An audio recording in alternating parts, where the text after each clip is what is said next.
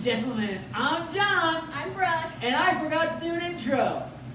Okay, so what we're doing today is Brooke is taking her certification test for lab and field testing. And one of the most important tests that we all know through the industry is ASTMC 143, the slump of hydraulic cement concrete, and that's what Brooke is working on. So there's one thing that we wanted to go over, which a lot of people get confused with. Brooke, do you want to lead us in for this, please? I do. It says if 2 consecutive tests on a sample of concrete show a falling away or shearing off of a portion of the concrete from the mass of the specimen, the concrete probably lacks necessary plasticity and cohesiveness for the slump test to be applicable. So, what is that falling off or shearing away? Because a lot of people don't know. So here we have Brooke just ran her slump test, and you have that, frustrum of concrete that is consolidating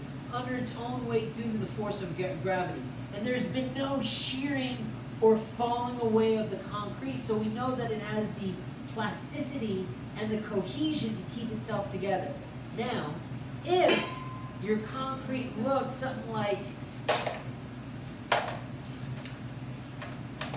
this after you pull that slump cone, that is a shearing or falling away of that material. And it did this, and it might not look that pretty. It might actually just fall off to one side. It might do this. But again, if it falls away like that, literally falls away, what do you have to do with this, Brooke? Dump the sample and start again. Take another slump. What happens if this happens a second time? Do it again. No.